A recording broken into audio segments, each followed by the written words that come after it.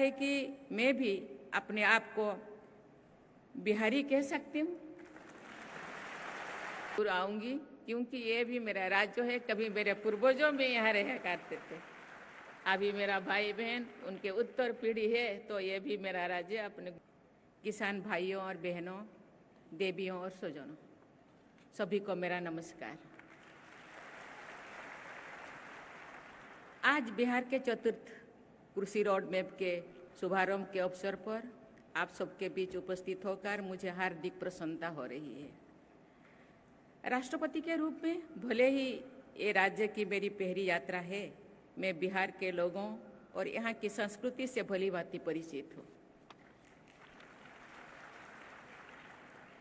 पड़ोसी राज्य झारखंड के राज्यपाल पद के दायित्व का करीब 6 वर्षों तक निर्वहन करते हुए मैंने बिहार की संस्कृति और जीवन शैली को करीब से जाना और महसूस भी किया। मेरा गृह राज्य ओडिशा भी ऐतिहासिक रूप से बिहार से ही जुड़ा हुआ है। इसीलिए मुझे लगता है कि मैं भी अपने आप को बिहारी कह सकती हूँ। देवियों और स्वजनों, बिहार की सभ्यता विश्व की प्राचीनतम सभ्यताओं में से एक है। हम सब जानते हैं कि मानव सभ्यता के विकास और कृषि के बीच घनिष्ठ संबंध रहा है। कृषि बिहार की अर्थव्यवस्था का आधार है। कृषि और संबंध क्षेत्रों में न केवल राज्य का लगभग आधा कार्यबल लगा हुआ है, बल्कि राज्य की जीडीपी में भी इसका अहम योगदान है। इस प्रदेश की उन्नति के लिए कृषि क्षेत्र का सर्वांगीण विकास अत्यंत आवश्यक है। ये प्रसन्नता की बात है कि बिहार सरकार वर्ष 2008 से ही कृषि रोड मैप का क्रियान्वयन कर रही है। मुझे ये जानकर खुशी हो रही है कि पिछले 3 कृषि रोड मैप के क्रियान्वयन के फलस्वरूप राज्य में धान, गेहूं और मक्का की उत्पादकता लगभग दुगनी हुई है। साथ ही बिहार मशरूम, शहद, मखाना और मछली उत्पादन में भी अग्रणी राज्यों में शामिल हो गई है। 4th कृषि रोड मैप का शुभारंभ इस प्रयास को और आगे बढ़ाने की दिशा में महत्वपूर्ण कदम है। मुझे ये बताया गया है कि इस कृषि रोड मैप के अंतर्गत आगामी 5 वर्षों में फसलों के विविधीकरण, बेहतर सिंचाई सुविधा, भूमि और जल संग्रहण, बीज उत्पादन में आत्मनिर्भरता, जलवायु अनुकूल कृषि, फसल अवशेष प्रबंधन, पशु स्वास्थ्य प्रबंधन, भंडारण की सुविधा का विकास जैसे विषयों पर बल दिया जाएगा। देवियों और स्वजनों, बिहार के किसान भाई बहन खेती में नए नए प्रयोगों को आजमाने और अपनाने के लिए जाने जाते हैं। यही वजह है कि नोबेल पुरस्कार से सम्मानित एक अर्थशास्त्री ने नालंदा के किसानों को ग्रेटर देन साइंटिस्ट कहा था। ये बहुत ही प्रसन्नता की बात है कि आधुनिक पद्धति को अपनाने हेतु यहाँ के किसानों ने कृषि एक परंपरागत तरीके को, अनाज की किस्मों को बचाए रखा है। ये आधुनिकता के साथ परंपरा के सामंजस्य का अच्छा उदाहरण है। शायद इसी कृषि संस्कृति को पहचान कर वर्ष 1905 में भारत का पहला कृषि अनुसंधान केंद्र बिहार के पूसा नामक जगह पर स्थापित किया गया है।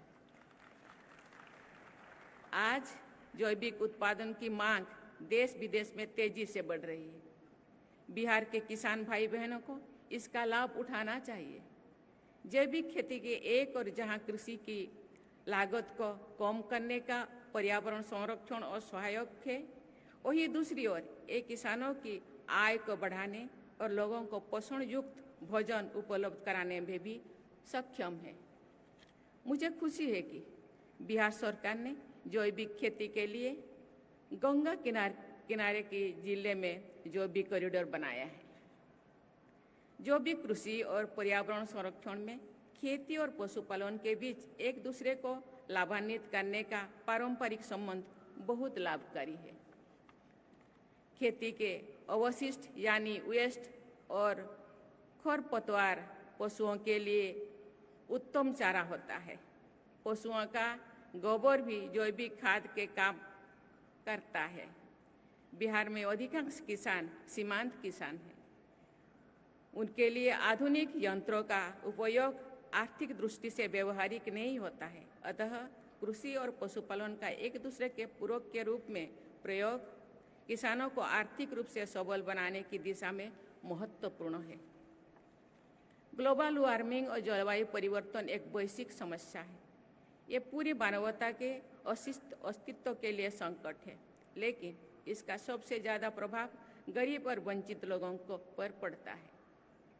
मुझे बताया गया है कि हाल के वर्षों में बिहार में बहुत कम बारिश हुई है।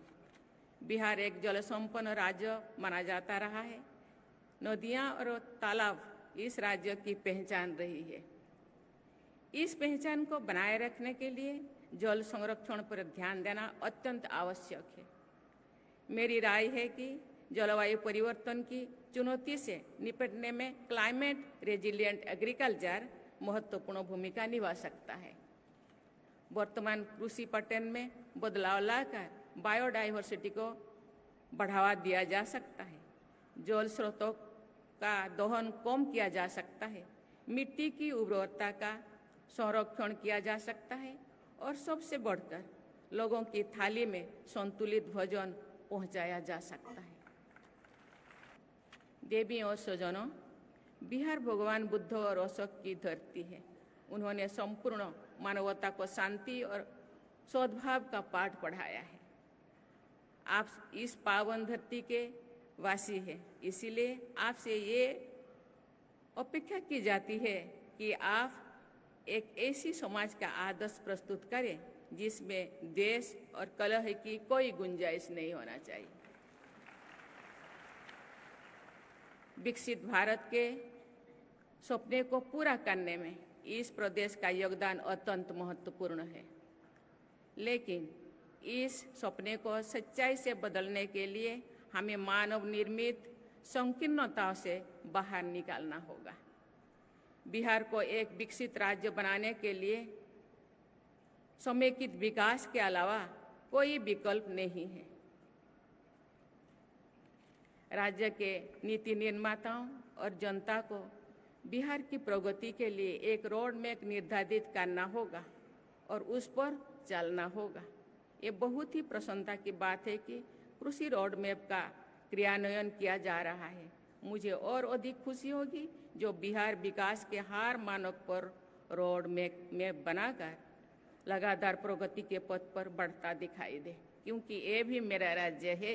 मैं अपना राज्य मानती हूँ बिहार को।